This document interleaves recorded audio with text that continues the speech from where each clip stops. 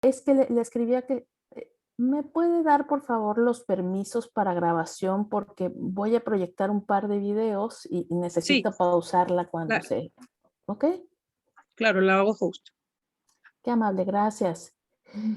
Muy bien, bueno, pues creo que hemos agotado las cuestiones técnicas, y pendientes de nuestra sesión. Entremos en materia, entonces, juntos, y de nuevo les agradezco esta oportunidad. Bien, bueno, pues empecemos y quiero plantearles, que me permitan primero poderles compartir precisamente algunos de estos conceptos, en una propuesta de que puedan ustedes tener referentes sobre eh, definiciones y aplicaciones, para el ámbito de la investigación clínica, y yo diría para el ámbito de la bioética en general, de estos conceptos de beneficencia y no maleficencia.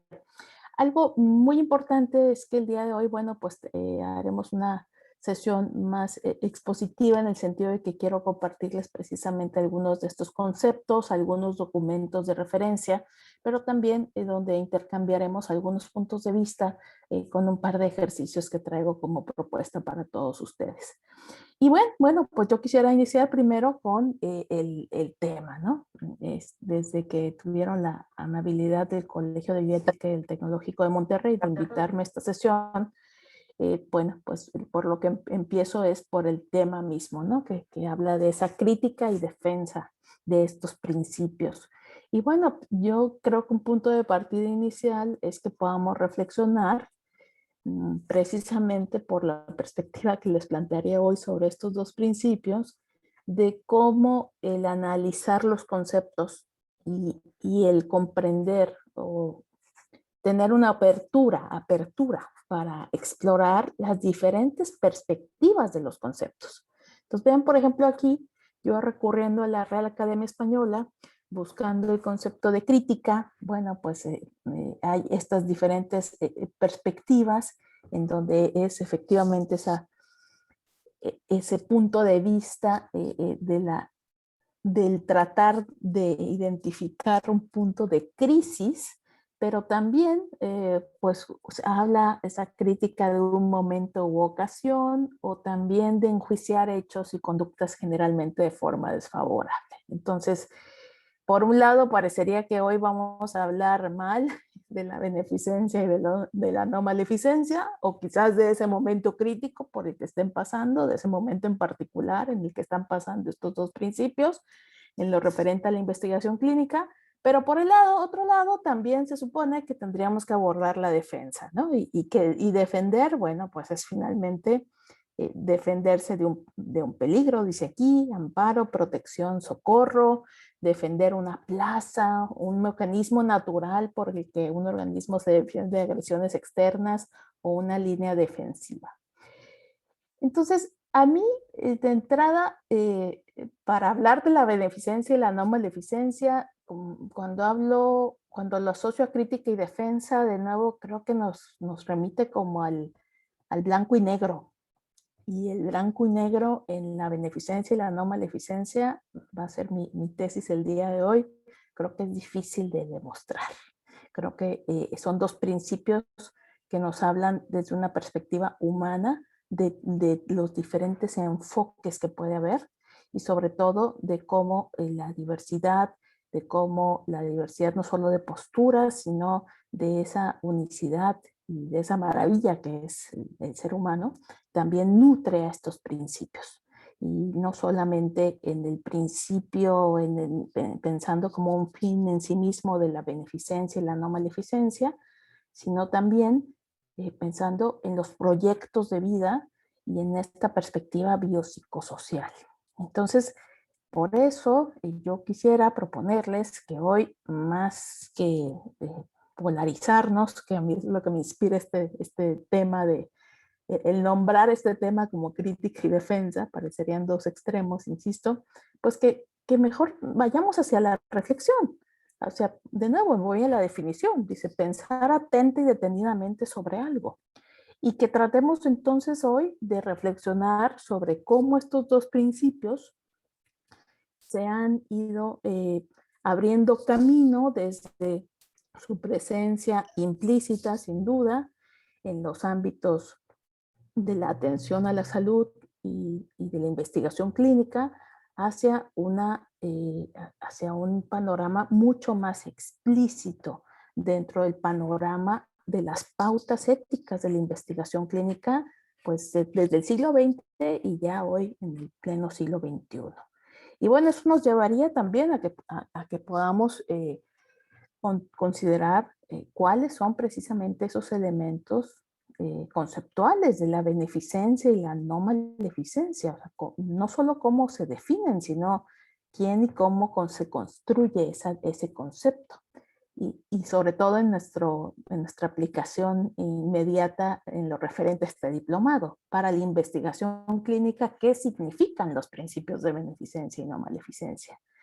Entonces, quizás esta podría ser una sesión pues muy técnica y pasarles aquí documentos internacionales y nacionales donde hay amplias definiciones de estos conceptos, pero, y sí lo haré, pero también quisiera proponerles que vayamos más allá. Es decir, eh, este principio, perdón, de la beneficencia, ya voy revelando por ahí algo, cuando hablo no solamente del principio de la beneficencia, sino de esa aplicación en una acción. Y, y me remito al concepto mismo de la beneficencia, porque aquí habla en esta definición de una acción y efecto de hacer el bien a los demás. Yo espero que en este momento ya nos estemos preguntando varios de nosotros, ¿cuál bien? ¿Qué es el bien?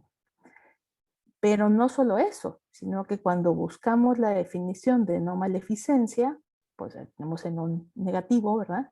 Es el no, parecería que es el no hacer el mal, no hacer daño, eh, en donde también nos tendríamos que preguntar y cuál es o cómo se define o quién lo define o cómo se pauta ese, ese daño o ese mal, qué es lo que lo constituye. Entonces parecería que en una primera aproximación pues nos quedamos un poco con la duda general, ¿no?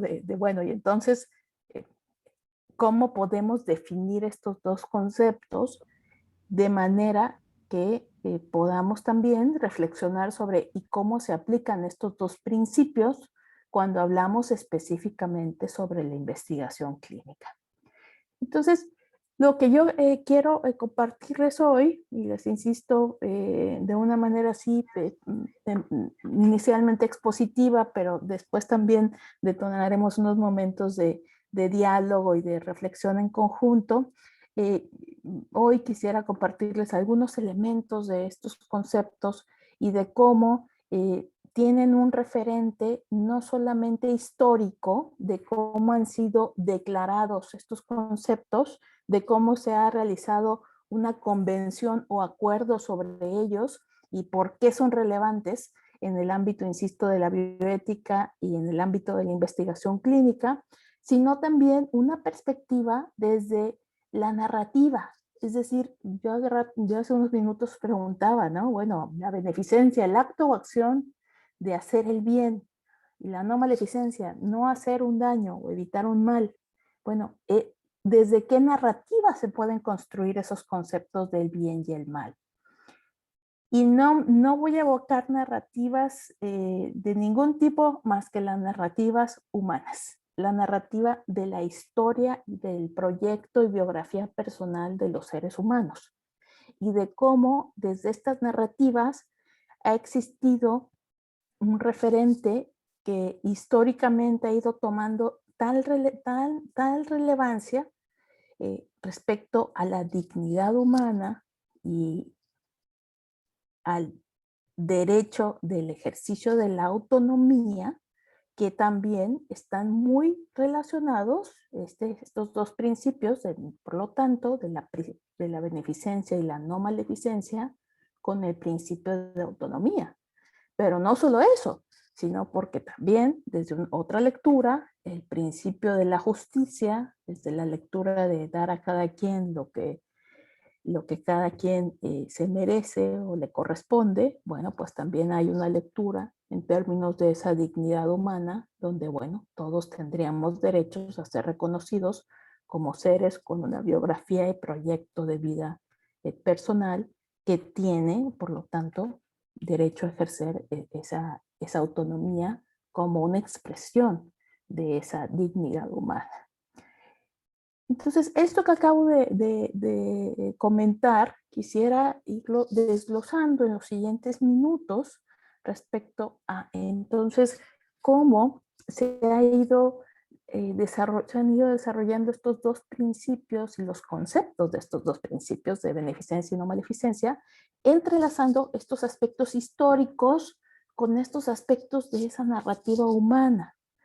Y por ello quisiera empezar haciendo referencia desde el principio de la beneficencia, sobre todo dentro de los ámbitos de las ciencias de la salud y específicamente de la medicina, pues de este referente histórico que conocemos, en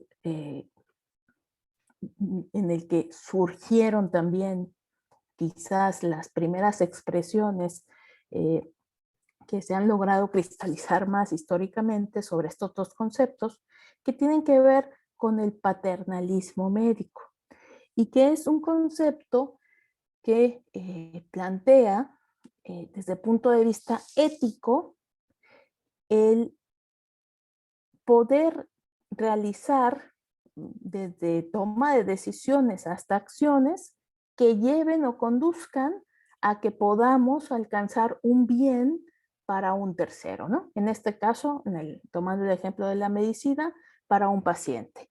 ¿Y quién es quien toma esas decisiones o quién es quien considera que se está persiguiendo ese bien? Pues en este caso, en este ejemplo, sería el médico o la médica, pero bueno, históricamente tendríamos que hablar en un referente, por ejemplo, hipocrático, en una escuela de la medicina hipocrática, en donde, bueno, pues se considera como esa figura de autoridad ética, inclusive argumentarían varios, figura moral, ese médico que puede decidir qué es lo mejor para el paciente. ¿Y qué es lo mejor desde el punto de vista de la misma ciencia o en aquel entorno desde ese mismo arte de la medicina, pero también desde esa cosmovisión en donde, bueno, estoy en una situación de privilegio, en donde me considero competente, es decir, que conozco, que sé cuál es ese bien que estamos persiguiendo para ti, ese bien para tu vida, ya sea una vida desde un concepto biológico o ya sea también un concepto también muy importante que nace de la mano también en esa declaratoria histórica de la medicina hipocrática, en el juramento hipocrático, pues procurarte un bien que tiene como contraparte el siempre y cuando también esté buscando evitarte un daño. El primum non nocere, el primero no hacer daño, como la pauta ética primordial de una ciencia o arte incipiente como lo era en la medicina hipocrática, donde finalmente también el compromiso ético y profesional es siempre estar velando no solamente por el bien, sino por el no hacer daño. Pero de nuevo, desde esa visión paternalista, es decir, la figura de autoridad, en este caso el médico, es quien toma esas decisiones y quien aplica su propio referente de a qué se refiere con qué es lo que es buscar un bien y qué es lo que es no hacer un daño.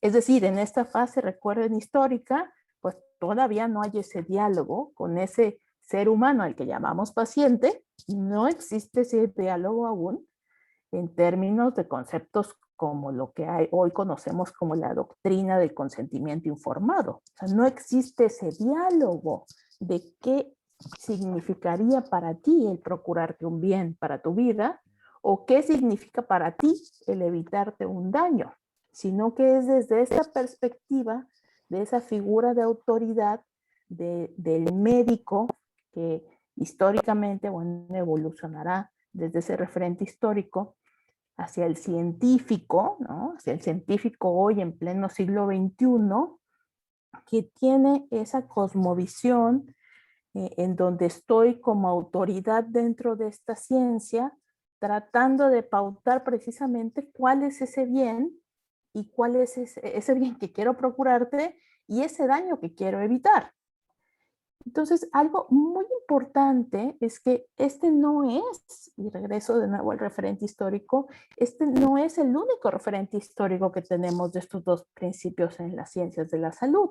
Me refiero al juramento hipocrático y a la tradición de la ética de la medicina hipocrática solamente, sino que hay también otros documentos históricamente en donde se hace una alusión, bueno, se aborda explícitamente estos dos conceptos de procurar hacer el bien en este espíritu, digamos, sí, de una autoridad que puede tener esa visión sobre cuál sería ese bien para un tercero, pero también desde esa visión del altruismo, desde esa visión de porque soy alguien que estoy entregado a un arte, a un quehacer que implica el estar procurando tratar de hacer el bien a alguien más.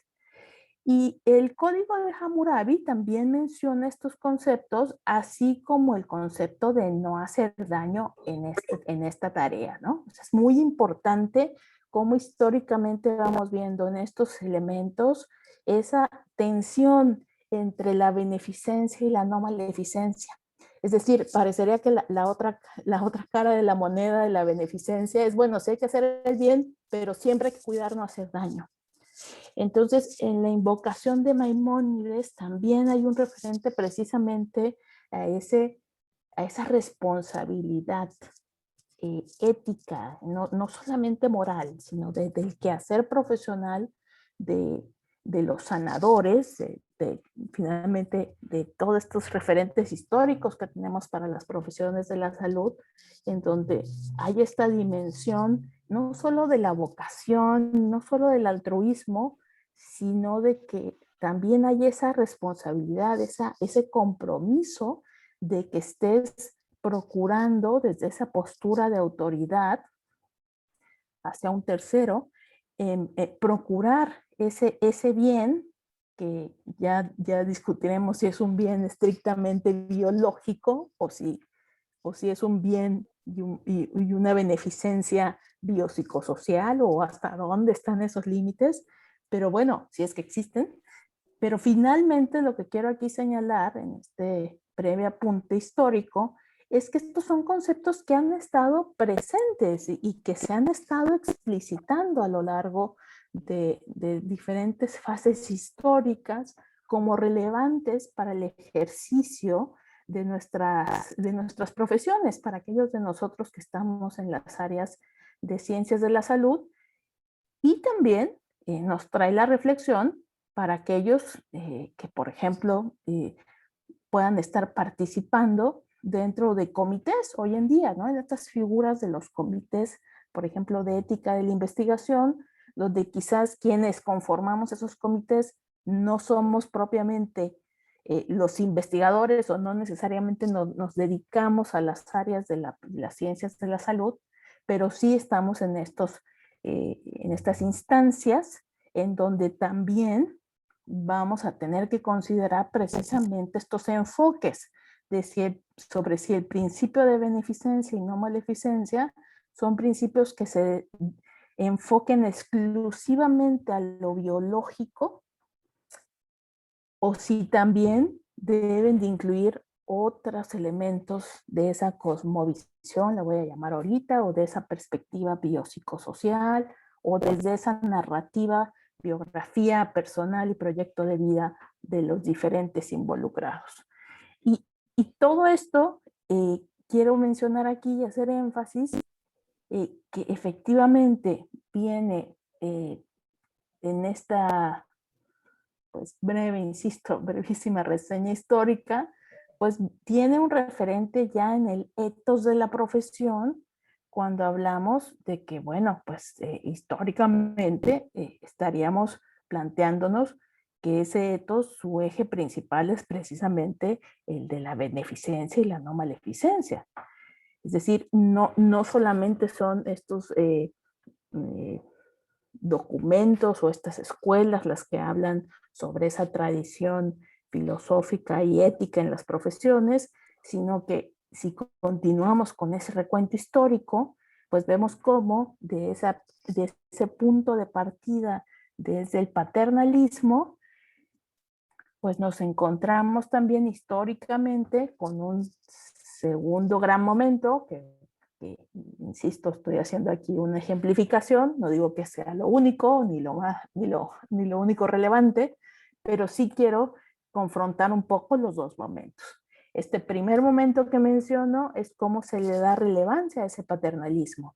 Y quiero mencionar, es un paternalismo que se considera ética y moralmente justificado. ¿Justificado por qué? Porque estamos considerando que efectivamente la figura de autoridad, en este caso un médico, pues tiene los elementos para tomar esa decisión a favor de la tercera persona. Y estábamos considerando que esa tercera persona no tiene los elementos suficientes como para tomar esa decisión o participar en la misma. Ese es el paternalismo, una figura que hoy ética, moral, profesional, legal y socialmente todavía existe cuando una persona es eh, eh, certificada como que no es legalmente o éticamente, pero bueno, es un término legal, cuando no es competente para ejercer su autonomía. Es cuando opera todavía hoy este paternalismo, que puede ser desde una situación de emergencia, si la persona está inconsciente y no tenemos a ningún familiar identificado, pues efectivamente entra en efecto ese principio también de la beneficencia y no maleficencia, en donde pues nos volvemos nosotros mismos en representantes de la autonomía de esa persona. No desaparece la autonomía. Lo que pasa es que en ese momento pasa a nosotros, y si nosotros somos el equipo de salud ahí en la sala de emergencias de shock trauma, pues nosotros tomaremos esas decisiones efectivamente basados en estos principios de beneficencia y no maleficencia. Y tomaríamos la autonomía en ese momento del paciente y diríamos, bueno, como está inconsciente y no hay a quien preguntarle, o también cuando no hay oportunidad, cuando el tiempo es una situación crítica, donde el privilegio terapéutico nos pauta también que podamos actuar. Pero fíjense cómo en estos ejemplos que pongo, ya empiezo a mencionar este otro elemento, que es el de la autonomía. Y creo que algo muy importante que quiero enfatizar en estos siguientes minutos es que aunque estamos aquí por fines didácticos en este diplomado, separando los principios, ¿no? Y parecería que hablamos de uno y no hablamos del otro, ¿no? Es que la realidad lo van a ir ustedes explorando y ustedes lo juzgarán. Es que, en mi opinión, pues los principios éticos, en este caso en investigación clínica, se van también entrelazando. Y aquí, por ejemplo, lo que quiero mencionar es cuál es la relación entre el principio de autonomía y los principios de beneficencia y no maleficencia. Y pongo aquí a Kant porque me parece sumamente importante el poder evocar cómo desde la propuesta de la filosofía moral, de la ética kantiana, pues sabemos que la propuesta central o medular es el concepto de la dignidad humana y el imperativo categórico. Y entonces, cuando hablamos de dignidad humana, dice Kant, pues es finalmente este concepto de que los seres humanos no tenemos precio, sino un valor intrínseco, una dignidad humana de la que somos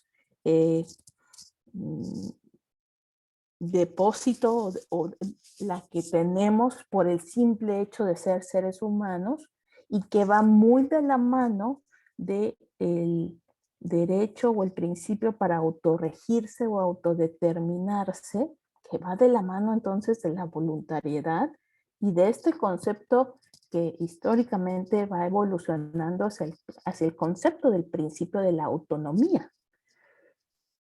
Pero noten cómo, entonces, hablamos de un principio de dignidad que va ligado entonces a una perspectiva de lo que es un bien. Un bien para un ser humano es ser digno. Y es un bien intrínseco, dice Kant. Es más, es tan intrínseco, dice Kant, que el imperativo categórico es trata a cada persona, a cada ser humano como si fuera un fin en sí mismo y no un medio. Entonces, pensemos también cómo en ese concepto estamos también planteando bueno, entonces es un bien la dignidad humana y es un precepto o un principio el no dañar a esa dignidad humana o no propiciar un mal tratando como un medio a los seres humanos que somos fines de nosotros mismos. Y entonces aquí nada más la situación es que a la vez nos dice Kant que cada uno de nosotros tenemos este principio de autonomía como un principio de autodeterminación y de voluntariedad. Entonces, desde esa lectura, pues tendríamos que preguntarnos cómo se ejerce esa autonomía cuando yo estoy tratando de decidir por otros. Cuando tengo esa visión paternalista de yo tratar de decidir lo que es un bien para tu vida o lo que es evitarte un daño para tu vida. Y de nuevo, aquí los invitaré a que no solamente viéramos este aspecto que podríamos decir ahorita, bueno, es que a ver, pero si es una situación médica o una situación de investigación clínica, bueno, pues como que queda más claro que es un bien y que es un daño, ¿no? Si hay un efecto secundario grave, pues eso es un daño, lo tendríamos que evitar o tendríamos que informarle al sujeto para que él o ella o como la persona se identifique, decida si quiere aceptar o no pasar, o sea, participar en un estudio que pudiera causarle este tipo de daños. Bueno, sí, sí, podemos reducir, o sea, lo podemos reducir, perdón, a lo biológico, pero también tendríamos que hablar de cómo podemos también considerar esa beneficencia como ese acto máximo desde una ética kantiana de autodeterminación, de que el sujeto, el individuo, determine con esa voluntariedad, con esa dignidad que tiene per se, qué es lo que representa un bien para su vida y para él o ella misma o como la persona se identifique. Y quizás aquí también es, por otro lado, que esa dignidad, esa autonomía le conceda también a esa persona poder delimitar qué es lo que considera un mal o un daño para su propia vida o para su concepto de vida, para su proyecto de vida, para su cosmovisión de vida. Entonces, vean cómo si empezamos a ampliar esa perspectiva de los conceptos, pues ya no nos queda una definición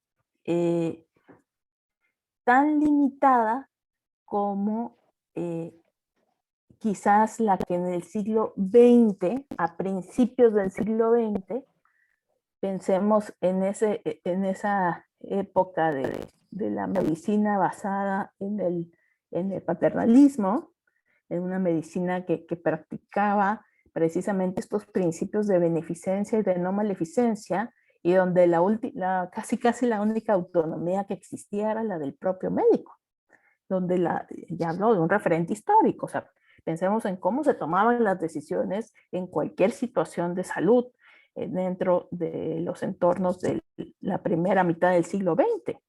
Y eh, toda esta doctrina de consentimiento informado, una doctrina, insistiría yo en que no olvidemos que es un concepto de una doctrina ética, moral, social y legal, no solamente la doctrina legal de los documentos y las leyes, sino todo el soporte filosófico y los referentes éticos que hay detrás del proceso de consentimiento informado, pues que esto es un concepto y una doctrina de la segunda mitad del siglo XX. Entonces, cuando pensamos en el siglo XX, pues tendríamos que pensar en esa primera mitad, y aquí, bueno, de manera totalmente nada más para ejemplificar, lo podemos dividir en precisamente en que estamos hablando de cómo cambia ese paradigma en el entorno previo a la Segunda Guerra Mundial y luego cómo surgen diferentes referentes históricos en ese entorno de la Segunda Guerra Mundial y de la posguerra, en el que también pues, van a ir migrando los conceptos de estos dos principios de la mano con los principios de autonomía y de justicia. Porque entonces, históricamente, pues el siglo XX nos presentó una oportunidad de que reflexionáramos y tuviéramos diferentes aprendizajes, y aquí me regreso un poco, sobre estos conceptos de, bueno, ¿y qué es el bien? ¿Y qué es el mal? ¿Y cuál es el daño? ¿Y quién o cómo lo puede procurar? ¿Quién o cómo lo puede evitar? ¿Quién o cómo participa? Si el bien y el mal solamente se requieren de actores activos, valga la redundancia, o si también la omisión, la pasividad también puede llevar a contribuir con estos fenómenos como los que han sido nombrados que ocurrieron durante el siglo XX, y tendríamos que cuestionarnos si no siguen siendo un fenómeno de nuestra época, pero bueno, en todo ese entorno de la Segunda Guerra Mundial, pues como ese mal radical, ¿no? Estos fenómenos de, relacionados muy específicamente al exterminio de otros seres humanos. Y no solamente de un entorno histórico como lo fue la Alemania nazi del Tercer Reich, sino también en otros entornos mucho más contemporáneos como la guerra de Yugoslavia o el fenómeno de la matanza, del genocidio en Ruanda, y lamentablemente una lista, pues no quiero decir larga para no caer en la desesperanza, pero sí una lista pues horripilante de ejemplos, ¿no?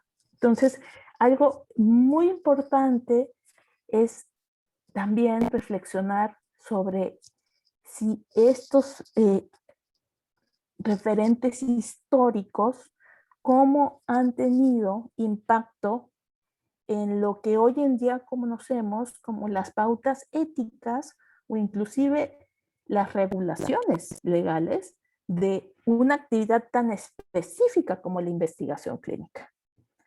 ¿Cómo pasamos de lo que ocurrió en el siglo XX a cómo está pautada hoy desde el punto de vista ético, legal, institucional,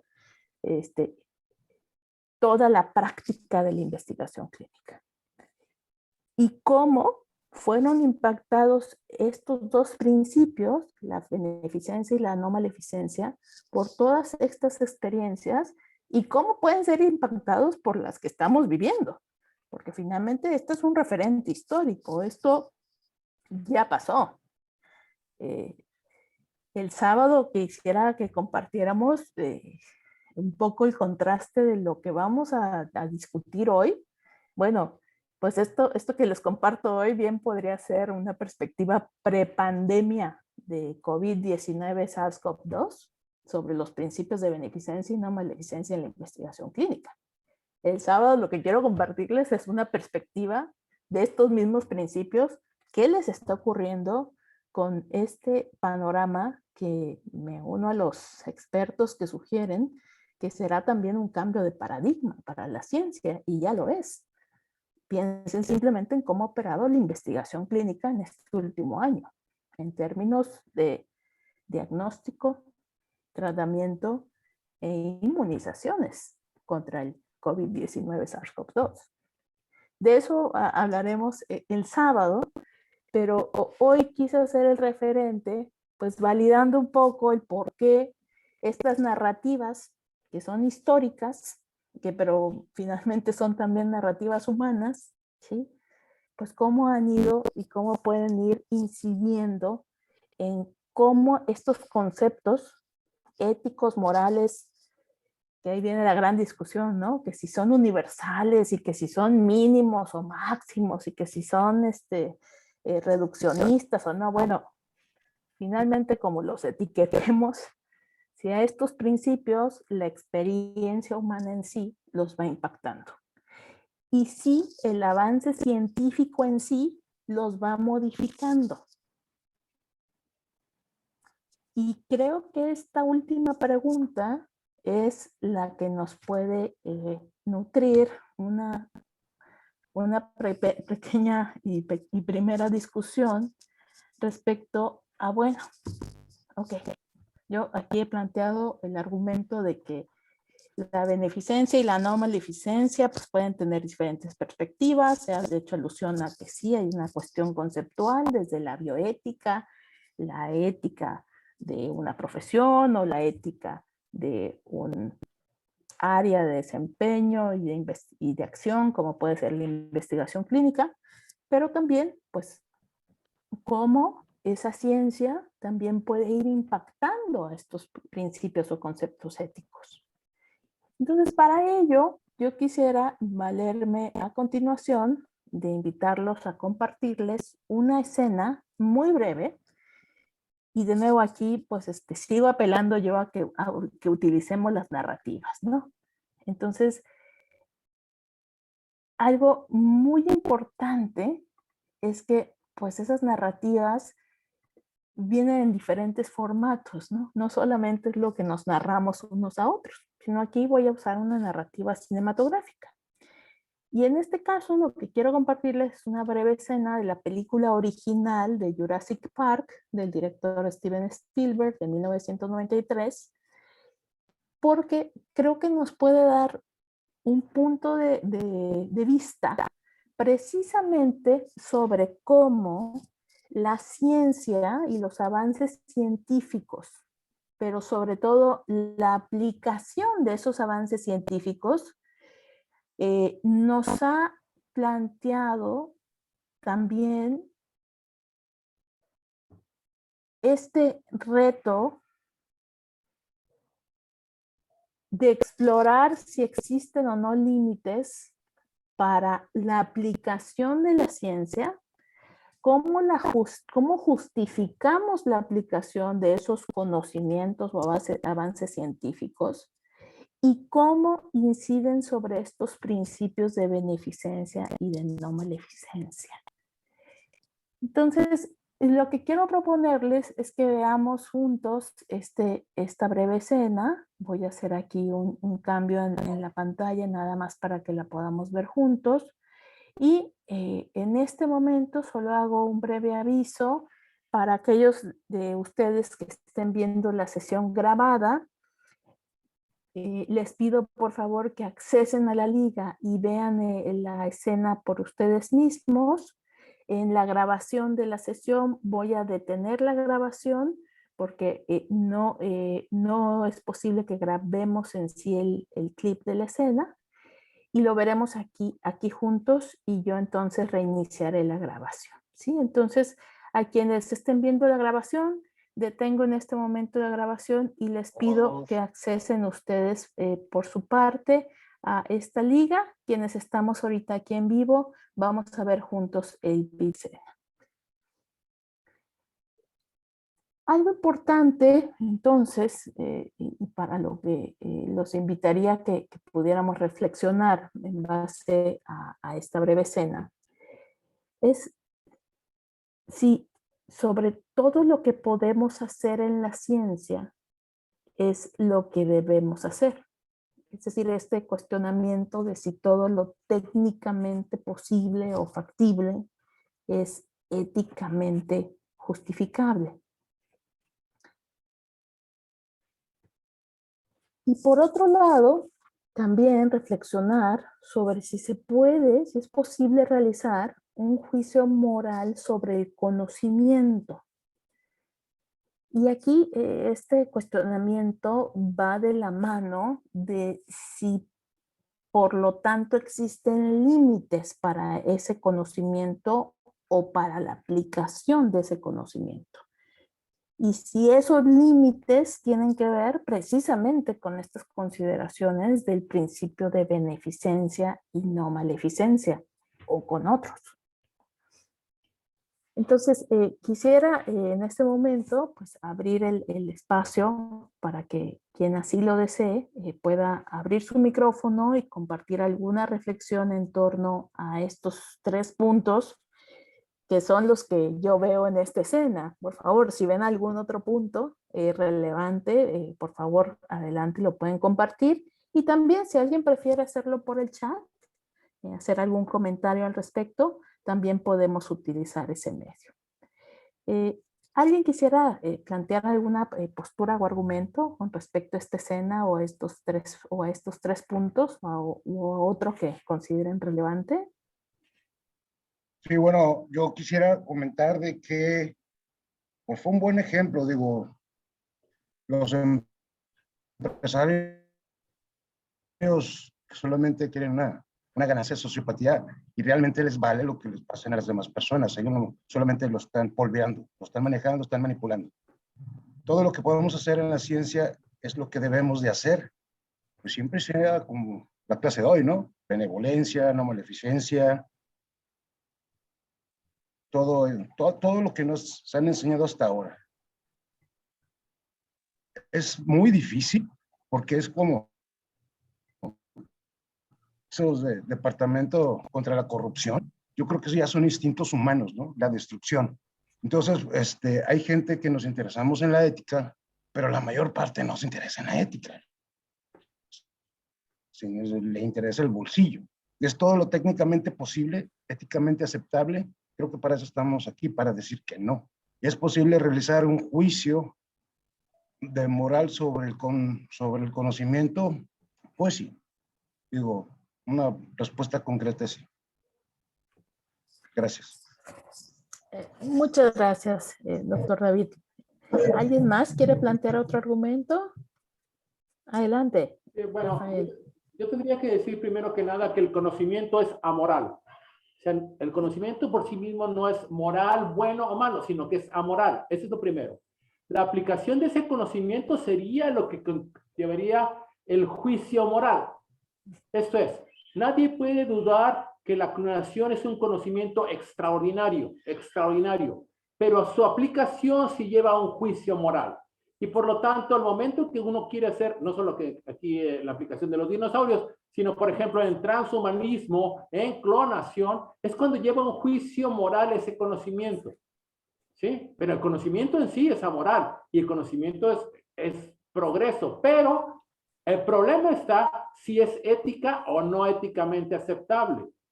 Si daña o no daña la dignidad, si daña o no daña el medio ambiente. Aquí, por ejemplo, en Jurassic Park no solamente eran los animales, el impacto que tenía ambiental, por ejemplo. ¿Sí? Indiscutiblemente no se debe hacer todo lo que se puede hacer en ciencia. Y ahí lo tuvimos con los nazis, por ejemplo, que hicieron todo lo que podían hacer, pero no lo deberían hacer. Creo que esas 3 formas es como yo abarcaría las preguntas. Muchas gracias. Sí, sin duda, tocamos puntos muy relevantes, precisamente desde esta perspectiva de este paradigma de científico en el que se persigue exclusivamente el conocimiento contra un paradigma, o no contra, con el contrapeso de un paradigma científico en donde es un conocimiento con responsabilidad. Y efectivamente, tenemos diferentes ejemplos durante el siglo XX. No quisiera yo caer en dogmatismos, ¿verdad? En decir, bueno, esto es malo y se acabó, sino en una propuesta de que cómo durante el siglo XX, por no tomar otro siglo, por tomar donde hay un avance científico paradigmático, con experiencias de una aplicación de ese avance científico para propiciar, generar, causar un daño, si queremos traducirlo así, en términos, por ejemplo, de las vidas humanas. y piensen en la industria armamentista, también piensen en lo que ha ocurrido en entornos, insisto, de diferentes latitudes en los que han ocurrido genocidios y el rol que ha tenido la ciencia en hacer posibles esos daños. Una ciencia que a la vez también pues, ha generado el poder perseguir otros aspectos de ese avance científico, como el prolongar la esperanza de vida, las intervenciones para preservar la vida, recuperarse de algunas enfermedades, la detección de enfermedades, etc. Y pensemos cómo entonces, como lo planteaban ya nuestros colegas, efectivamente, pues podríamos tener esta reflexión respecto a que la ciencia y el conocimiento científico pues son ese motor interno y que la aplicación de estos conocimientos y alcances científicos y tecnológicos y la justificación, diría yo también, de esa aplicación, pues es la que ya cae en ese ámbito ético e inclusive moral. Me remito de nuevo al ejemplo de la era de la posguerra en el siglo XX, en donde, por ejemplo, en los juicios de Nuremberg, donde fueron juzgados los criminales de guerra, así caracterizados por los triunfadores de dicha guerra, pues muchos de las autoridades y de los líderes, en este caso de la Alemania, del Tercer Reich, y de todo este conjunto también de científicos que participaron no solamente en los campos de exterminio y en los experimentos que se realizaban con las personas que estaban en esos campos de exterminio, que recordemos no solamente era una cuestión étnica de la población judía, sino otras minorías de otros grupos étnicos y también disidentes políticos, personas con una orientación sexual no heterosexual, es decir, vamos ampliando ahí también la población hacia la cual se dirigió este daño, y cómo en los juicios de Nuremberg, algo muy, muy relevante, que me parece digno de mencionar, es la reflexión que realizó la filósofa alemana norteamericana, porque también fue una exiliada de esta Alemania nazi, que hablo de Hannah Arendt, quien hace un estudio precisamente derivado de estos juicios de Nuremberg, de uno de los personajes fundamentales para la logística del manejo de los traslados en tren de las personas que iban a ser llevadas a los campos de concentración en toda Europa. Este personaje, de apellido Eichmann, es juzgado en los juicios de Nuremberg, y esta pensadora norteamericana y gran filósofa moral de nuestra era, Hannah Arendt, hace una reflexión sobre cómo al escuchar a este personaje, pues ella escucha a un burócrata hablando de cómo llevó a cabo su trabajo. Lo que pasa es que su trabajo era asegurarse de que llegaran miles y miles de personas a campos de concentración. Entonces, Hannah Arendt dice, al escuchar a Eichmann, veo, escucho, palpo, que este hombre de verdad no es que sea, de verdad, es que no es que sea malo, es que es de verdad estúpido en el sentido de que siguió órdenes, sin pensar qué implicaban esas órdenes. Redujo una tarea al aspecto técnico de la tarea, que era mover una carga, ¿verdad? Lo pongo entre comillas, mover una carga, un tren de carga de un punto A a un punto B, y que eso funcionara. Y entonces Hannah Arendt acuña en esa reflexión el término y el concepto de la banalidad del mal. Entonces dice Hannah Arendt, es que por ejemplo Eichmann ni siquiera se dio cuenta de que estaba haciendo un mal. Para él estaba haciendo una labor. Ojo, no lo está disculpando de lo que hizo. Está analizando y reflexionando sobre cómo el mal puede estar tan entrelazado con nuestras realidades y nuestras cosmovisiones que ni siquiera nos damos cuenta de que estamos generando, procurando, contribuyendo a un mal. Y ojo, esto no nos exime de la responsabilidad de todo ello. O sea, desde de haber contribuido a, de no haberlo evitado o de haber inclusive procurado un mal o un daño. La reflexión de Hannah Arendt va hacia cómo precisamente hay entornos en donde la falta de reflexión, y una reflexión que ella definitivamente la refiere a una reflexión moral prácticamente, no solamente ética, cómo esa falta de reflexión te puede llevar a banalizar el mal. Pues en otras palabras, pues Eichmann no hizo el mal, y Eichmann hizo su chamba, hizo su trabajo como burócrata del Estado nazi alemán. Insisto, esto no lo dice Hannah Arendt para decir, y entonces el que sigue órdenes no tiene nada sobre qué responder. No, al contrario, ella lo habla en sentido de tendríamos que estar cuestionando y haciéndonos responsables de lo que está ocurriendo y de los recursos que tenemos y cómo los utilizamos, para qué generan, por qué, cuáles son las consecuencias. Y pongo aquí enseguida otro ejemplo para salirnos de ese referente de la posguerra y del entorno de la Europa nazi a un entorno norteamericano. Y como ustedes saben, lamentablemente, pues tenemos este tristemente célebre caso de la investigación realizada en Tuskegee, en Alabama, en los mediados de los años 50 del siglo pasado, en donde se realizó un estudio de la historia natural de la sífilis, y los sujetos que participaban eran sujetos exclusivamente afroamericanos.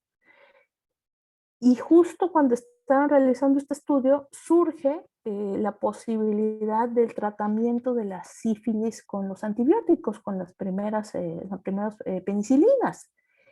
Y este grupo de investigadores no solo no revela que existe esta posibilidad de tratamiento a los participantes, sino que ni siquiera lo considera que estén, digamos, obligados o sean responsables de hacerlo. Entonces, aquí yo insistiría con cómo estos investigadores planteaban, no les queríamos hacer un daño a los hombres afroamericanos que estaban participando en esta investigación.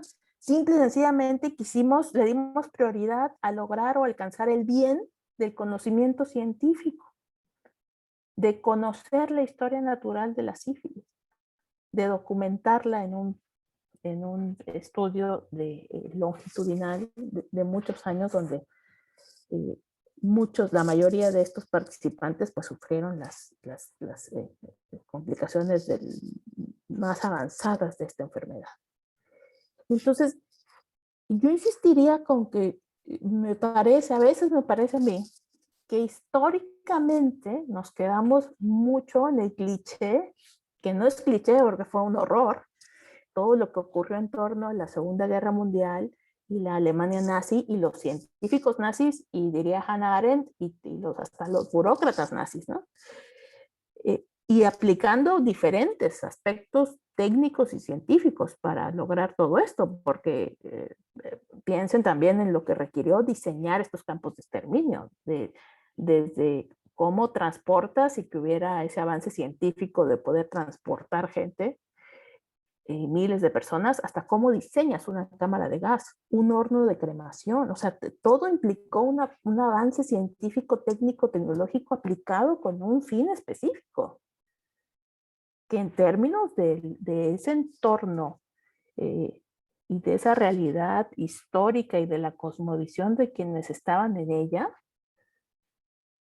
pues era legítimo. Desde el punto de vista inclusive de las normativas vigentes en la Alemania nazi, porque había decretos y leyes y todo el mundo decía, no, pues aquí dice, bueno. Entonces, de aquí es de donde viene ese referente al que hace alusión Hannah Arendt de la banalidad del mal, y donde, por cierto, ella es la misma que habla en esta estupenda disertación sobre los totalitarismos. O sea, finalmente es un entorno de un totalitarismo, habló de esa estructura del Estado que hace que se dé un entorno en donde el ejercicio de esa autonomía, inclusive para reflexionar si lo que estoy haciendo, qué implicaciones tiene, esto está bien, está mal para mí, para ti, para el otro, para quién, eso se ve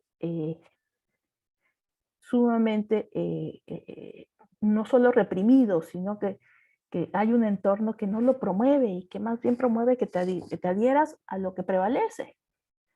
Y lo que prevalece es la pauta. Y la pauta pues no se cuestiona.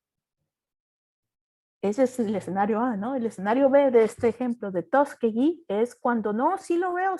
O sea, sí lo veo, sí veo que lo que quiero es el avance científico.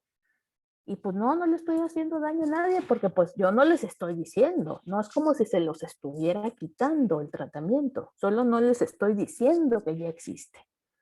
Y aquí, insisto, volvemos al aspecto de si la acción de la omisión, ¿sí? O sea, no nada más cuando hago algo, sino cuando omito algo, también tiene una repercusión ética, moral y una repercusión sobre estos principios de beneficencia y de no maleficencia.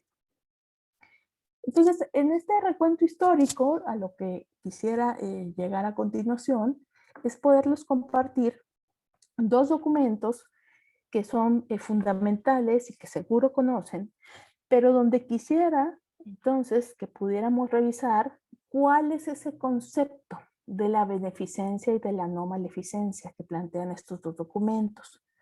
Son de nuevo dos documentos que surgen en ese entorno de la posguerra, de la Segunda Guerra Mundial, de la segunda mitad del siglo XX, y donde, por una parte, la Declaración de Helsinki, la misma asociación profesional de médicos, ¿sí? O sea, los mismos profesionales de la salud, se plantean una declaratoria de principios éticos sobre los cuales se deben de observar. Y el otro es el documento del famoso informe Belmont, que de hecho va a incidir todavía más directamente sobre nuestro tema de este módulo, que es específicamente sobre la investigación con sujetos humanos. Aprovecho para comentar que todo lo que estoy compartiendo hoy, desde la presentación hasta los documentos, lo pueden accesar ustedes a través de Canvas. Ya me aseguraré yo de que esté ya activado todo esto en Canvas para ustedes, pero todos estos documentos les comparto en Canvas tanto el link como el documento en PDF para que lo puedan accesar. Bien, el primer documento que quiero compartir es este de la Declaración de Helsinki. Quiero nada más asegurarme, y déjenme hacer aquí un ajuste en mi computadora, asegurarme de que estemos viendo la misma pantalla. Parece que ya es así. Esta declaración está generada por la Asociación Médica Mundial y es una serie de principios éticos para las investigaciones en seres humanos. Insisto, vean cómo aquí tenemos un referente de una autorregulación profesional. Recuerden, el principio ético de la autorregulación aplica tanto en grupo profesional, o sea, como entre nosotros los de la misma profesión nos pautamos, pero también tiene una implicación, el principio de autorregulación, de una propia, digamos, una aplicación individual. Es cómo me vigilo yo un poco, ¿no? Cómo me superviso yo, cómo me pongo yo esa pauta, cómo me la autoimpongo, una forma de autodeterminación profesional. Pero bueno, este ejemplo sería una declaración, un código de ética, si así quieren llamarlo, ¿sí? Una pauta ética de un grupo profesional. Y vean cómo esta declaración tiene referentes en los años 60, de hecho por eso se llama Declaración de Helsinki, porque es la primera vez que se adopta en la Asamblea de 1964 en esa ciudad, y ha sido enmendada y ratificada, clarificada en diferentes asambleas posteriores de esta misma asociación.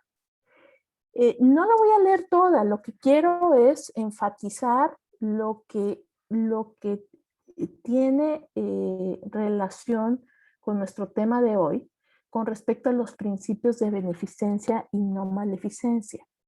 Entonces, la estructura general de la Declaración de Helsinki es que tiene esta introducción donde, bueno, enfatiza que es una propuesta de principios éticos para la investigación en seres humanos.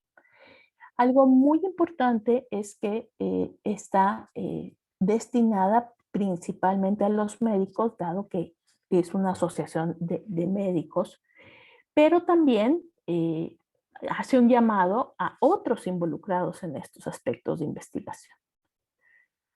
Algo muy importante es que dentro del apartado de los principios generales, bueno, pues hace alusión a otro referente histórico, que es la Declaración de Ginebra, en la que, como ustedes pueden ver, aquí se hace una alusión a esa responsabilidad o vínculo del médico para, para velar y por la salud del paciente.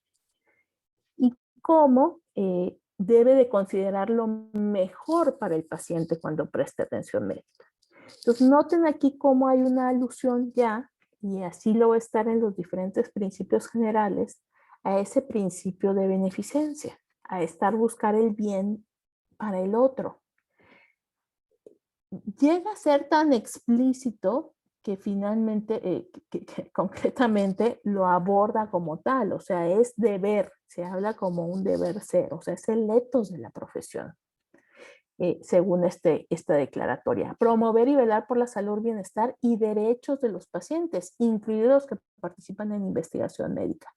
Y vean cómo viene también esta acotación. Los conocimientos y la conciencia del médico han de subordinarse al cumplimiento de ese deber. Entonces, va planteando que esa beneficencia va siempre orientada hacia el paciente y cómo los conocimientos también deberían de ir en función de perseguir ese bien. Ahora, algo muy importante es algo también innegable para nosotros en pleno siglo XXI, y de nuevo les insisto, ¿no? El sábado hablaremos de cómo el entorno de la pandemia ha incidido en todos estos temas, pero bueno, que finalmente el rol de la investigación, el progreso de la medicina como una ciencia que impacte directamente en el bienestar de los seres humanos. Y cómo el propósito de la investigación pues debería de ser aportar conocimientos que nos permitan mejorar esa vida humana, comprender mejor cómo ocurren los procesos de salud y de enfermedad, los de prevención y tratamiento, y cómo la investigación pueden promover procesos e intervenciones que sean seguras, eficaces, efectivas, accesibles y de calidad. Piensa en el principio de beneficencia. Y bueno, el principio de beneficencia en investigación clínica, pues bueno, yo leo este párrafo y digo, pues sí, debería de contemplar todo eso. Inclusive vean cómo se habla de que no solamente de que sean conocimientos que funcionen, que sean efectivos, sino que sean seguros, que sean accesibles. O sea, eso tiene ya que ver con aspectos de principio de justicia, que sean de calidad. Algo muy importante es que a medida que van avanzando estos principios de la Declaración de Helsinki, pues se van centrando también en aspectos de la pauta ética que debe de tener esa investigación y de la relevancia del respeto a todos los seres humanos para proteger su salud y sus derechos individuales. Entonces, de nuevo, aquí habrá quien le pueda dar una lectura de beneficencia en cuanto hay que procurar ese bien, ¿sí? De la dignidad humana, el respeto a todas las personas, pero también le podríamos decir, bueno, aquí yo voy al principio de no maleficencia porque es que no hagas el daño de qué, pues de no reconocer la dignidad, de no respetar a alguien, de no respetar sus derechos. Algo muy importante es que siempre, y este es uno de los principios más conocidos de esta declaración, es que aunque el objetivo principal de la investigación médica es generar nuevos conocimientos, este objetivo nunca debe tener primacía sobre los derechos y los intereses de la persona que participa en la investigación. Entonces esto es fundamental. No podemos realizar investigación donde digamos es que está justificada porque vamos a generar conocimiento. Sí, por medio de esa investigación no le estamos dando la primacía a los derechos y los intereses de las personas. O sea, los intereses, el derecho y los derechos y la dignidad de las personas deben de tener primacía sobre la ciencia o los conocimientos. Y aquí pues va entonces muy de la mano de cómo existe ese deber a proteger a los participantes en la investigación médica. Y protegerlos en términos de su vida, de su salud, de su dignidad, de su integridad, de su derecho a la autodeterminación, es decir, de la autonomía, del ejercicio de esa autonomía y de esa voluntariedad para participar, pero también de aspectos muy relevantes como el derecho a la intimidad y a la privacidad y confidencialidad de la información. Es muy, muy, muy importante comprender que dentro, en mi opinión, del principio de no maleficencia en investigación clínica, un aspecto fundamental es no hacer daño, o sea, proteger al sujeto de cualquiera de los daños que puedan estar relacionados a la investigación. Y que los que tenemos que procurar eso somos nosotros, los científicos, los que participamos en esas investigaciones. El sujeto tiene el derecho de exigir que sea protegido y de demandarnos que sea protegido y de ser informado de cómo va a ser protegido. Pero los responsables de protegerlo somos nosotros. Y ahí hay un principio no solo de beneficencia, de procurar un bien, sino un principio de no maleficencia, de no hacer daño. Y hacer daño puede ser desde no proteger bien los datos de la investigación y que se filtren y que se conozca la identidad de los que participan, hasta hacer un muy mal diseño de un protocolo y tener muy malos resultados respecto a esa investigación.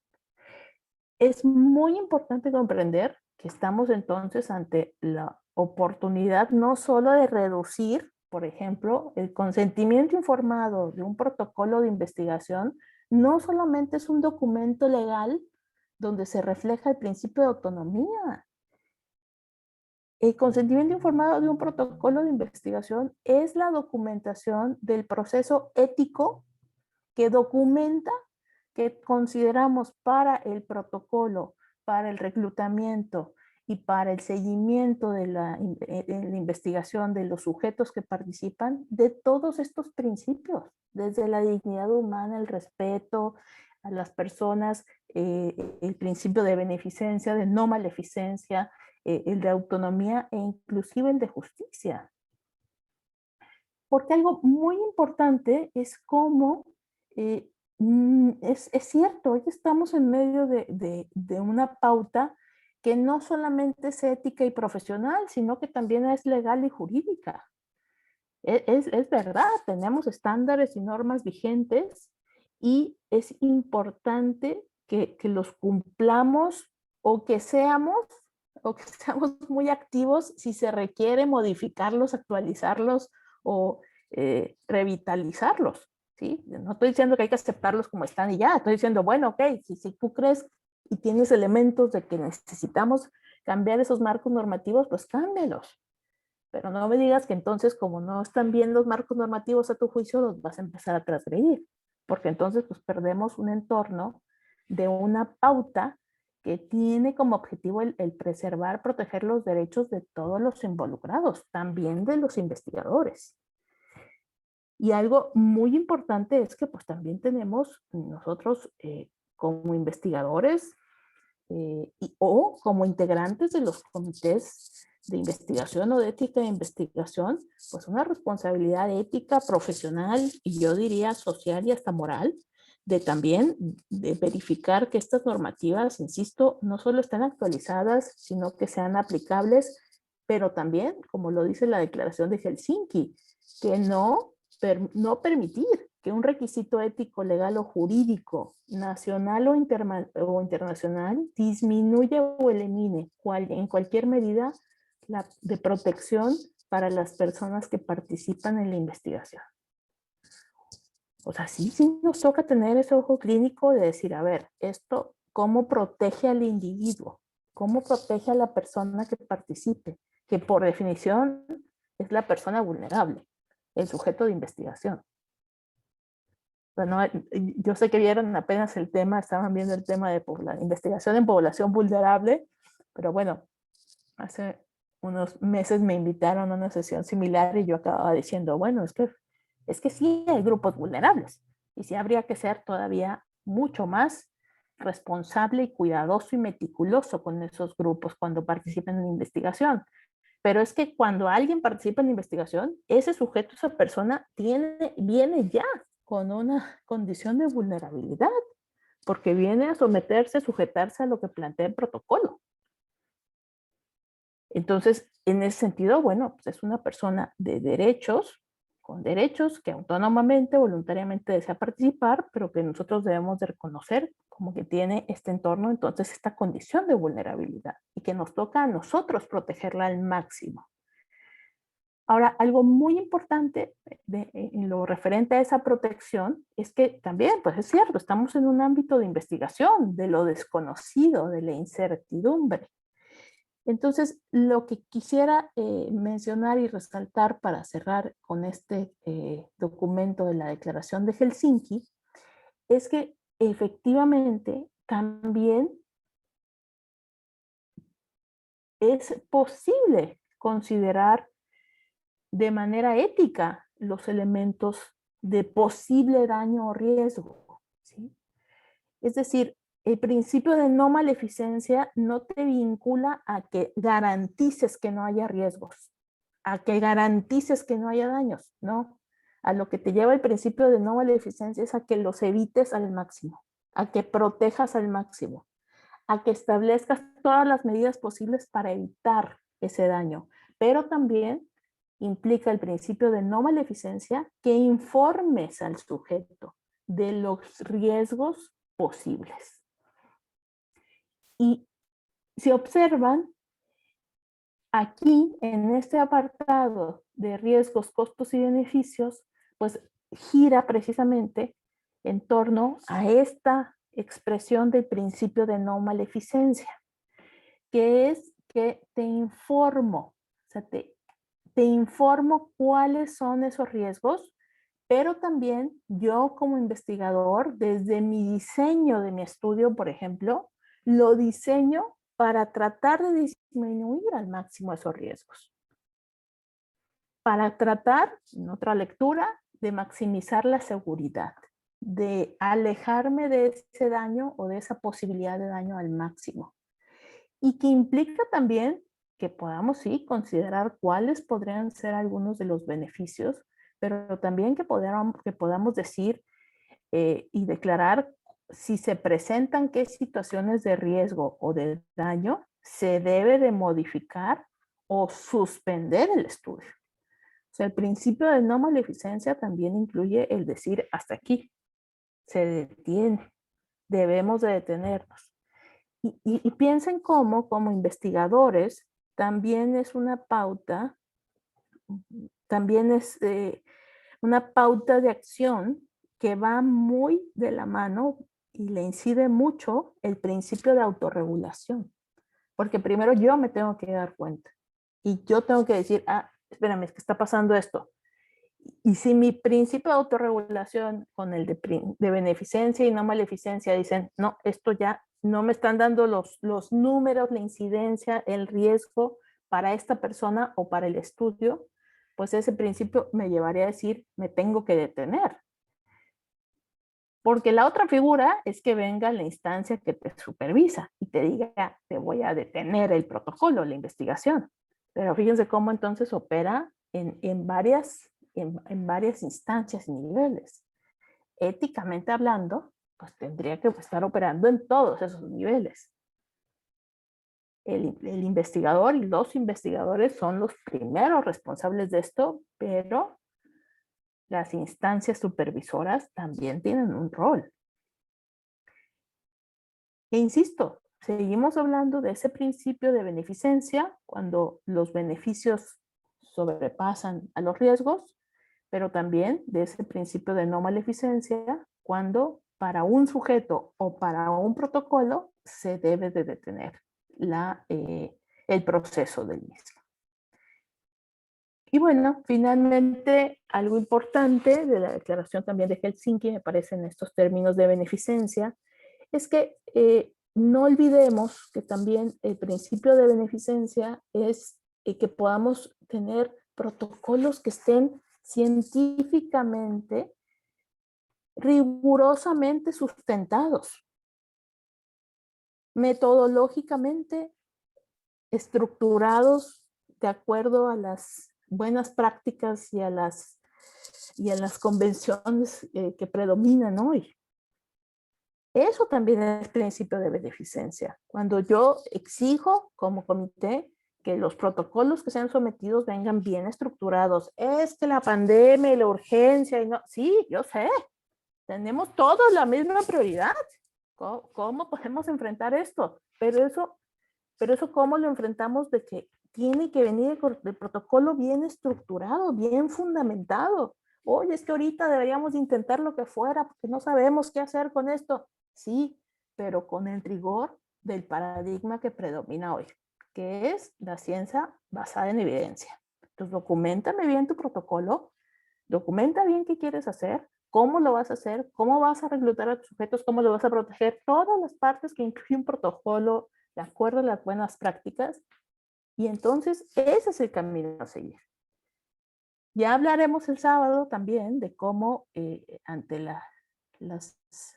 esta crisis planetaria, bueno, pues cómo también podemos ser más eficientes y optimizar nuestros procesos sin sacrificar nuestras pautas éticas. Y la gran responsabilidad que tenemos, como lo menciona aquí la Declaración de Helsinki, pues los comités de ética de investigación para hacer esas instancias en donde terceros no relacionados directamente con los intereses de los estudios, pues seamos, y lo digo para aquellos de ustedes que como yo pertenezcan o sean integrantes de algún comité, pues podamos como terceros asumir esa responsabilidad de manera respetuosa, colegiada, pero también exigente, con el rigor científico que ameritan, precisamente por estos principios de responsabilidad científica, de integridad científica, de beneficencia, de no maleficencia, pues poder revisar los protocolos, retroalimentarlos, fortalecerlos y pensar siempre en cómo podemos contribuir a que esa beneficencia sea para todos los que están involucrados en el protocolo, no solo para los sujetos de investigación, para los mismos investigadores, un protocolo mucho más riguroso, mucho más estructurado, también va a contribuir a que el resultado de los conocimientos derivados de esa investigación puedan tener un mayor impacto para ese bien común, que obviamente también está contemplado en el principio de beneficencia. No es solo como beneficio a un individuo, a una persona, sino cómo puedo contribuir a ese bien común. Y yo cerraría en este aspecto, y los invito a leer el documento en su totalidad, porque tiene aspectos muy interesantes sobre los de privacidad, confidencialidad y toda esta dimensión ética del consentimiento informado, que seguro ustedes lo han discutido en sesiones previas sobre cómo el ejercicio de la autonomía es muy importante en estos aspectos de la voluntariedad para que el sujeto decida participar, pero también algunas consideraciones que no son menores, que tienen que ver con el uso de placebo, con cuestiones relacionadas a si hay acceso o no después del estudio a los medicamentos o dispositivos del estudio, y también sobre aspectos de integridad científica con respecto a cómo podemos divulgar estos conocimientos, publicarlos, etcétera. Y bueno, finalmente, algo muy importante a considerar también es, insisto, cómo este documento es un ejemplo de una pauta de la misma profesión. O sea, aquí no es ninguna instancia gubernamental, ni la sociedad, ni los pacientes opinando sobre cómo debería de normarse éticamente la investigación, sino que es el mismo grupo profesional. Ahora quisiera cerrar la sesión de hoy comentándoles los aspectos que enfatiza el informe Belmont sobre los aspectos de beneficencia y no maleficencia. De hecho, cierro el día de hoy con este documento porque, en mi opinión, desde el punto de vista conceptual, de las tradiciones dentro de la bioética, en donde los principios de beneficencia y no maleficencia, como una ética de mínimos, se ha consolidado desde finales del siglo XX hasta actualmente del siglo XXI, y hablo consolidado en términos de la difusión que ha tenido y de cómo ha ido permeando a referentes normativos, o sea, es decir, a las leyes y a las pautas de muchísimos entornos internacionales y nacionales, porque en nuestro entorno esta no es la excepción.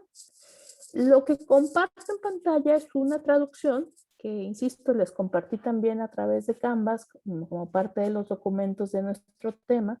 Es una traducción de un resumen de este informe Belmont, que se subtitula Principios y Guías Éticas para la Protección de los Sujetos Humanos de Investigación. Sé que lo saben, pero bueno, hago el breve recuento y el apunte académico histórico. El informe Belmont se llama así porque es generado por una comisión nacional que se establece ad hoc con este propósito en los Estados Unidos.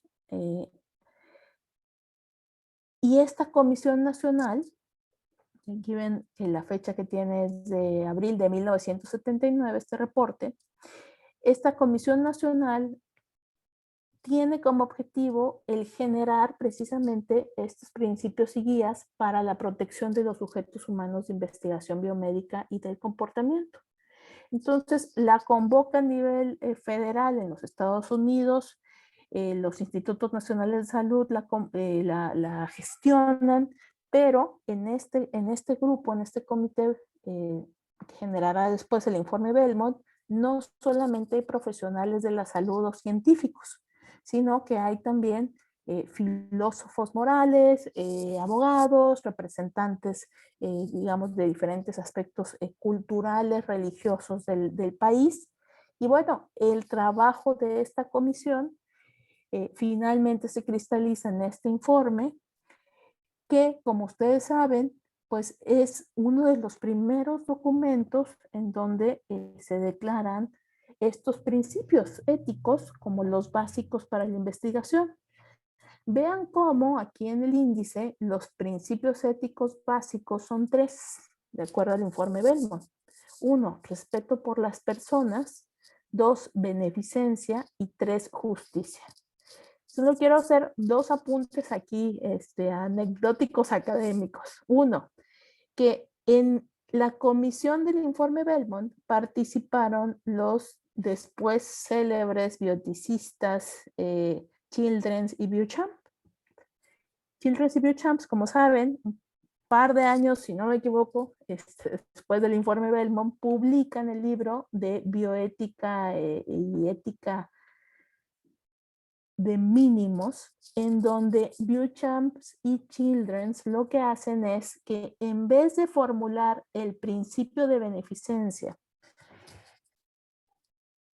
amalgamado, o sea, integrado con el principio de no maleficencia, como está aquí en el reporte del informe Belmont, Childrens y Beauchamp lo que hacen es decir, no, son 2 principios diferentes. O sea, sí están muy relacionados, pero hay que separarlos. Pues me voy a detener un par de minutitos más y ya vamos hacia el final de nuestra sesión de hoy, porque quiero mostrarles cómo aquí en el informe Belmont, cómo se enuncia, cómo se conceptualiza la beneficencia, para ejemplificar cómo están integrando los 2 principios, beneficencia y no maleficencia. Y después pues cerraré con un comentario sobre lo que argumentan Childrens y Beauchamp un par de años después, de por qué es necesario separar estos dos principios. Bien, entonces, en este reporte Belmont, el primer principio ético es el respeto por las personas. Por ejemplo, aquí algo muy importante es que ese respeto viene de la mano del concepto del principio de la autonomía. También Childrens y Beauchamp en su libro van a reformular este principio de respeto por las personas como el principio, de la autonomía. Algo importante, me parece, del informe Belmont es que lo pone como el punto primordial, aunque como sabemos, pues todos estos principios tienen que coexistir, o sea, ninguno es prioritario sobre el otro, todos tienen la misma relevancia. Por lo tanto, no es que lo prioricen, pero sí digamos que lo discuten primero. Y esto es una constante, si ustedes revisan diferentes referentes de documentos de principios éticos en la investigación clínica, pues van a ver que en numerosas ocasiones, si no es que en todas, lo primero que se menciona, la prioridad que se da es hacia la autonomía, la voluntariedad, que el sujeto decida participar libremente. Bien. Luego viene este de la beneficencia, que es lo que quiero mostrarles. Cómo, vean aquí, este principio de beneficencia en el reporte Belmont dice que esto no solamente es evitar o proteger del daño, sino también haciendo esfuerzos para asegurar el bienestar. De tal manera que, dice aquí, se han formulado dos reglas generales como expresiones complementarias de acciones de beneficencia. 1, no hacer daño, y 2, aumentar los beneficios y disminuir los posibles daños lo más que sea posible. Entonces, para el informe Belmont, la beneficencia lleva de la mano el no hacer daño con el procurar esos beneficios o disminuir los posibles daños.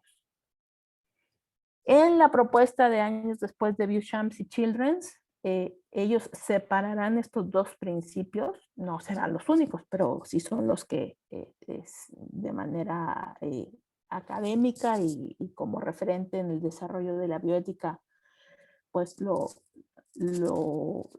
hacen en ese momento, de separarlos y de considerar que deben de ser dos principios,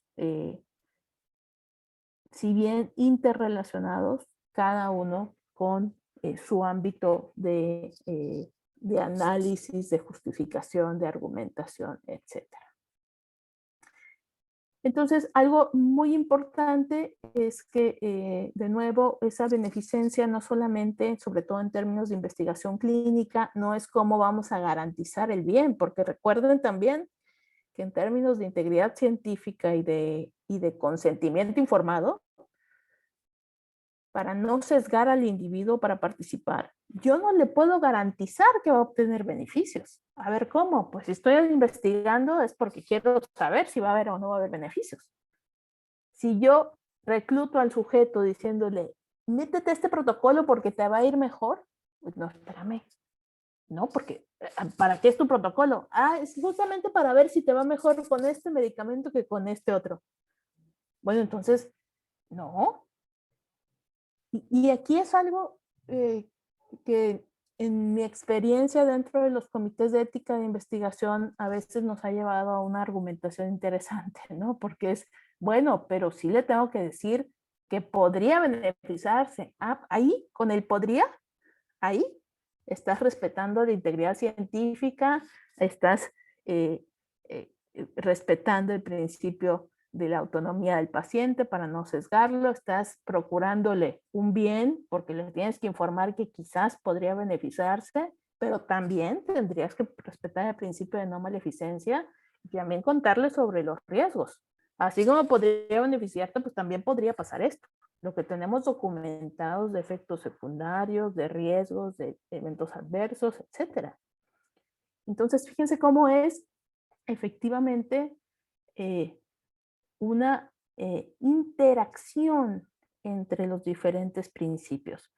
Porque finalmente todos estos principios lo que están explicitando, y cierro con el tercer principio del informe Belmont, que es el principio de justicia.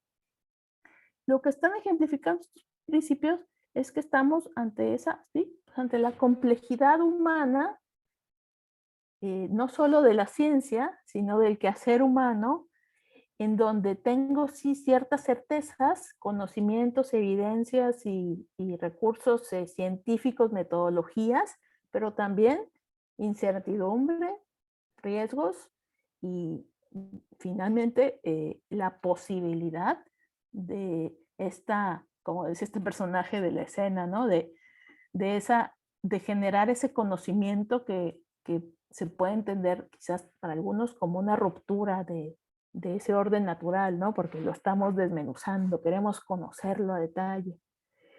Y me parece que para cerrar con nuestra primera sesión de hoy, los principios de beneficencia y de no maleficencia, desde mi perspectiva, que coincido con diferentes tradiciones de la filosofía moral y de la ética, pues son dos principios que tienen que ir entrelazados. Yo no sé si sean uno la otra cara del otro mutuamente, pero sí coincido con que por justicia, o sea, por darle a cada quien lo que le corresponde, pues un sujeto de investigación tiene que conocer cuáles son esos aspectos de bien, de bienestar, desde bien común, conocimiento para los demás, hasta qué podría beneficiarle de un protocolo, pero también en principio de no maleficencia, que conozca los riesgos, los que podría estar asumiendo él o ella o como la persona se identifique, pero también que nosotros como científicos y como responsables de participar en esta tarea científica, en la supervisión, revisión de protocolos, también cumplamos con la responsabilidad ética, profesional, social, y yo me atrevería a decir que hasta moral, de poder garantizar que se está haciendo el máximo esfuerzo posible, humana y científicamente riguroso, para tener protocolos con la mayor seguridad, con el mayor rigor científico, con las mayores medidas de protección para el sujeto de investigación y procurando la persecución del mayor bien social, científico, humano. Y claro, esto lo dije yo de corridito como si nada más fuera un checklist, pero ahí es donde está el reto.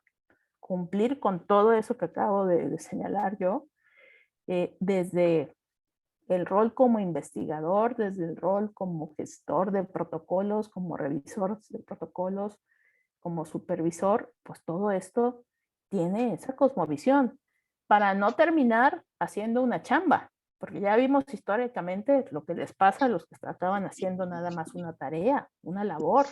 Aguas con el checklist. Diría Hannah Arendt, hay que activar la reflexión en medio de las condiciones más adversas o de las más aparentemente favorables. Y aquí, bueno, pues cerraría con que finalmente estamos ante un reto de que podamos contribuir a ese avance científico. Ya hablaré el sábado de algunas posturas filosóficas que han hablado de que ante la incertidumbre seamos prudentes y cautos y pensemos dos veces nuestras acciones contra aquellas posturas, estas posturas que hablan de una responsabilidad, contra aquellas posturas que hablan de una franca parálisis, ¿no? De si no sabemos qué va a pasar, mejor no exploremos.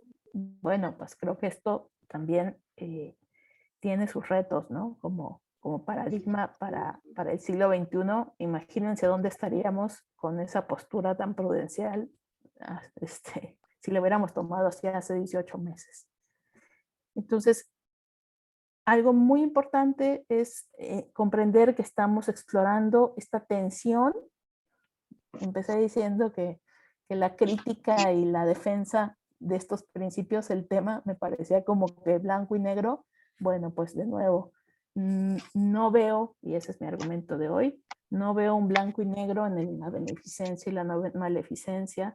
Veo una tensión que es entre esto, los intereses del sujeto, sus derechos, su dignidad, sobre los intereses de la ciencia y de la sociedad, el conocimiento, la aplicación de ese conocimiento o con fines del bien común o de franco y abierto lucro. O sea, porque también hay que decirlo, intereses hay muchos.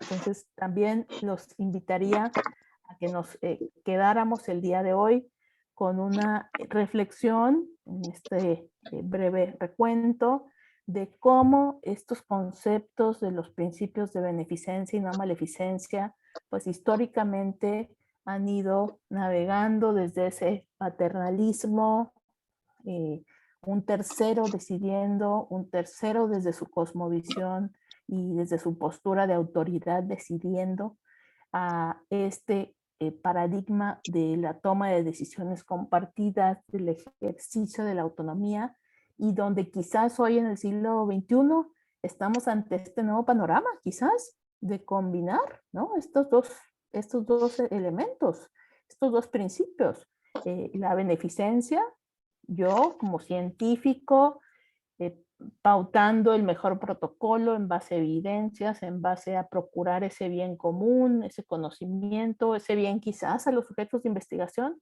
pero también el ejercicio de la autodeterminación, de la autonomía de los sujetos para participar, para retirarse voluntariamente también y sin dar razones, más que ya no quiero participar, y de todo el respeto a todo ese proceso del ejercicio de la autonomía. Pero también, y esto pues lo discutiremos el sábado y lo verán ustedes en el caso de este módulo, pues también invitarlos a que exploremos estos conceptos de beneficencia y no maleficencia desde la perspectiva de esto, de la autodeterminación de un proyecto de vida y de realización personal y de la dignidad humana. ¿Cómo se interpreta desde la narrativa personal humana el bien y el no daño? No hablaré del mal, diré no daño. Y cómo podemos reflexionar nosotros desde este tema de la ética en la investigación clínica sobre si el vigilar, supervisar, procurar que se haga o se procure un bien, si eso es suficiente para no hacer un daño o el mal. Insisto, no me gusta mucho el término del mal, pero me quedaría con el de no hacer un daño. O sea, si hacer un bien o procurar un bien implica evitar un daño. Si la beneficencia implica la no maleficencia. Y muy importante, cómo aplicamos este principio ético de la responsabilidad en el sentido de lo que nos corresponde a los que estamos del lado, por ejemplo, de la ciencia, de los científicos, los investigadores, cómo enfrentamos la responsabilidad de garantizar al máximo el respeto de todos estos principios. Esto finalmente no solo desde la perspectiva de cómo contribuimos al bien común, sino también de cómo evitamos el daño, contribuir al daño. Y vuelvo a mencionar el ejemplo que di hace unos minutos, desde contribuir al daño desde la acción o desde la omisión.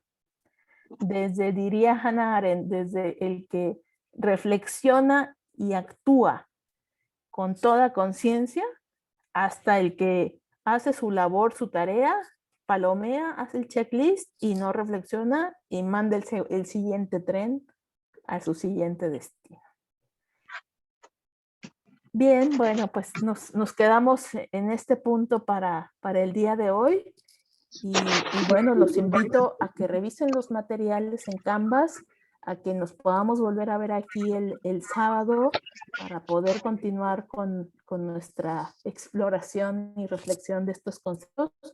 Y bueno, yo les comparto de nuevo mi correo electrónico. Una disculpa por el error que hay aquí, es el tema 13.